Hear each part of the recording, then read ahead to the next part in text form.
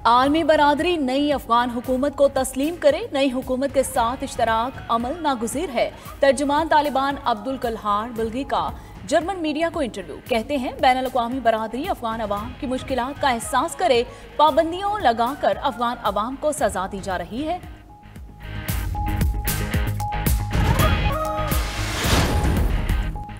बल्गारिया में corona cases बढ़ने लगे, हुकूमत ने पाबंदियां सख्त कर दी। बल्गारिया में एंट्री के लिए मनफी कोरोना रिपोर्ट दिखाना लाजमी करार दे दिया गया।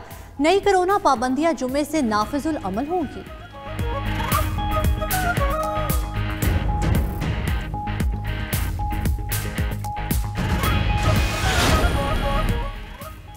बारिश से बलूचिस्तान हुकूमत ने गवादर को आफत ज़दा करार दे दिया। ISPR के मुताबिक बलूचिस्तान के साहली इलाकों में बारिशों से सैलाबी सूरत हाल का सामना। पाक फौज का रिलीफ ऑपरेशन जारी है। मुख्तलिफ इलाकों में मुतासरीन को खुराक फराहम। पाक फौज और नेवी के दस्ते गवादर की मुतासरा इलाकों में रेस्क्यू और रिलीफ सरगर्मियों में मसरूफ हैं।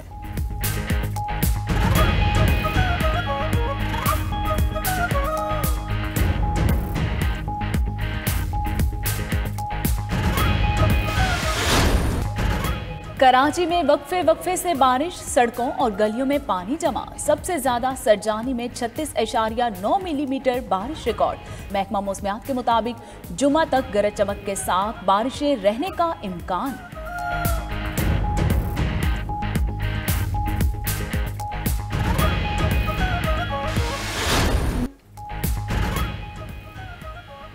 लाहौर में बादल बरसने का सिलसिला वक्फे से जारी। नशेबी इलाके ज़ेर-ए-आम, बिजली की फराहमी का निज़ाम मुतासिर, शहरियों को मुश्किलात। गुजरांवाला, फैसलाबाद, हालिया और दीगर शहरों में भी बारिश के बाद बिजली का निज़ाम दरहम बरहम।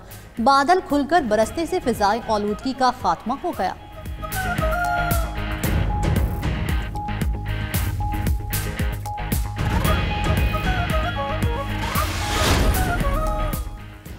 बालाई इलाकों में शदीद बर्फबारी, मुख्तलिफ मकामात पर लैंड स्लाइडिंग। सकरदू और अस्तोर में बर्फबारी के बाद कई इलाकों का राब्ता मुनक़ता। कालाम, दीरवाला और वादी नीलम में भी रास्ते बंद। मरी में बर्फबारी का सिलसिला वक्फे से जारी। फवाद चौधरी के मुताबिक 1 लाख गाड़ियाँ मरी में दाखिल हो चुकी हैं।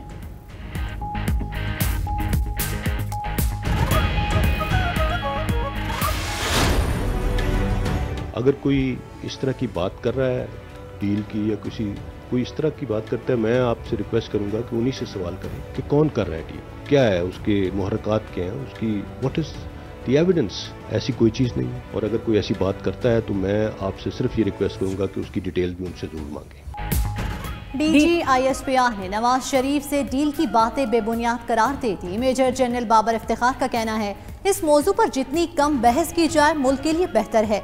जो डील की बात करता है इसी से पूछें डील के मुहर्रिकात क्या है, शवाहिद क्या है।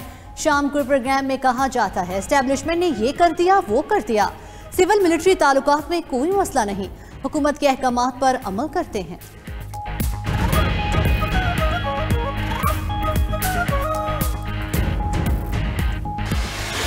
हुआ है आज जन साहब ने भी उसको क्लियर कर दिया। और ये एक रवाज है पाकिस्तान के अंदर हर 3 महीनों बाद इस तरह की कोई शितुंगरियाँ वगैरह छोड़ने का, क्योंकि सियासत के ऊपर अपने पाँव के ऊपर जब सियासत आपने नहीं करनी, अपने कद के ऊपर नहीं खड़ा होना, तो फिर इन्हीं अफवाहों के सहारे सियासत होती है।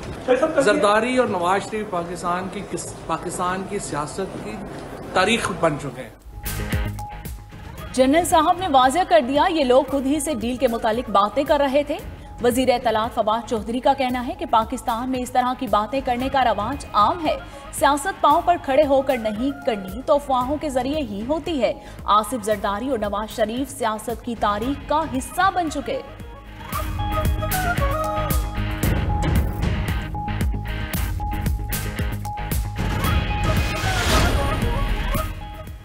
DG साहब का शुक्रिया, उन्होंने वजाहत कर दी मुस्लिम लीग नून किसी डील पर यकीन नहीं रखती। नून लीग की डील आवाम के साथ है। SN इकबाल की मीडिया से गुफ्तगू। मजीद कहा, हुकूमत इत्तेहादी भी आवाम दुश्मन मिनी बजट को मुस्तरद करते हैं। उम्मीद है गुजारिशात पर MQM की क़यादत गौर करेगी। खालिद मकबूल बोले, पाकिस्तान और आवाम के लिए जो भी फैसला बेहतर होगा वो करेंगे। अपनी सियासत से ज्यादा अपना वतन अजीज है।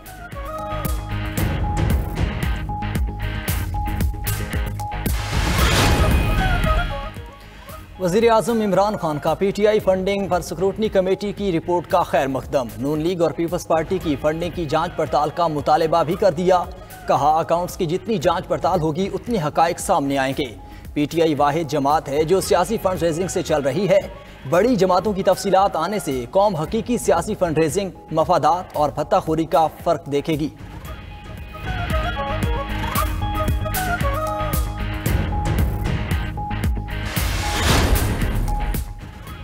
नून लीग का फंडिंग केस की रिपोर्ट पर इमरान खान से इस्तीफे का मुतालिबा। मरियम नवाज ने कहा कि इमरान खान तैयारी रखें, हिसाब किताब का वक्त आन पहुंचा। अभी सिर्फ रिपोर्ट सामने आई है तो पोल खुल गए हैं। आप चोरी के मुर्तकिब हुए, सादिक और अमीन जैसे अल्फाज की तौहीन के मुजरिम भी हैं। शहबाज शरीफ ने कहा स्क्रूटनी कमेटी की रिपोर्ट इमरान खान पर फर्द जुर्म है। शाहिद खाकान अब्बासी बोले गैर मुल्की कंपनी से पैसा लेना गैर कानूनी है। PTI ये काम करती रही।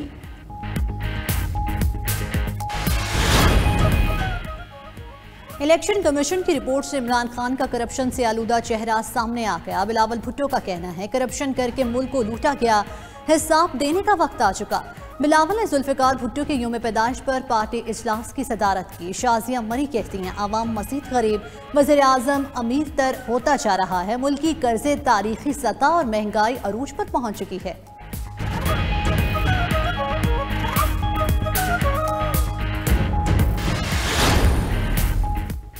और बांग्लादेश की न्यूजीलैंड के खिलाफ टेस्ट क्रिकेट में पहली फतह। बंगाल टाइगर्स ने कीवीज के देश में सीरीज का पहला मैच 8 विकेटों से जीत लिया।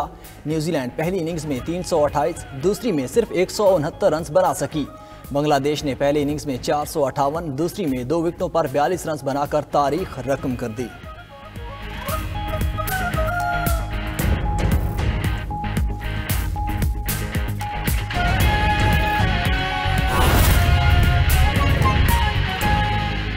हुकूमत ने ई-कॉमर्स पोर्टल का इजरा कर दिया। वज़ीर-ए-आज़म के मुआविन ख़ुसूसी बराए ई-तिजारत ओन अब्बास का कहना है कि ई-कॉमर्स पॉलिसी पर कोरोना वबा के बाइस काम न हो सका। पाकिस्तान चीन के मॉडल पर ई शिपमेंट पोर्टल जल्द लॉन्च करेगा। ई कॉमर्स पोर्टल इजरा की तकरीब से खिताब करते हुए वज़ीर आज़म के मुआविन ख़ुसूसी बराए ई कॉमर्स ओन अब्बास पबी ने कहा कि ई कॉमर्स पॉलिसी 2019 में आई थी, लेकिन कोरोना वबा के बायस इस पर काम ना हो सका। पाकिस्तान में ई कॉमर्स में 4 अरब डॉलर की तिजारत हुई। 4000 से ज्यादा अफराद ने ई कॉमर्स में रजिस्ट्रेशन कराई। 2021 में 2 crore 19 lakh e commerce transaction हुई। पाकिस्तान से एक छोटी फुटबॉल वो भी अपने घर में अगर कोई सियालकोट में बना रहा है, वो लॉजिस्टिक पाकिस्तान से कर सकता है बगैर किसी रजिस्ट्रेशन के, बगैर कोई अकाउंट खोले। सिर्फ लॉजिस्टिक कंपनी को जाके DHL TCS को दे दे और डिलीवर शुरू कर दे। मुआविन ख़ुसूसी ने बताया कि पाकिस्तान में ई कॉमर्स तिजारत का हुजम 550 अरब का है। पहले ई कॉमर्स में काफी मुश्किलात थी, अब आसानी पैदा की गई है। The first thing what we did, हमने स्टेट बैंक के साथ मैनूवर करके मैनेज किया और उस लिमिट को 5000 से 25,000 डॉलर तक ले गए। इस साल में, सिर्फ इस साल में 390 मिलियन डॉलर की फ्रीलांसर्स की रेमिटेंसेस पाकिस्तान में आई हैं। ओन अब्बास पब्बी ने कहा कि पाकिस्तान ई शिपमेंट पोर्टल जल्द लॉन्च करेगा, जिसके लिए चीन का मॉडल अपनाया जाएगा। चीन को ई शिपमेंट पोर्टल बनाने में 15 साल लगे, जिसके बाद एक बेहतरीन मॉडल बनाया गया।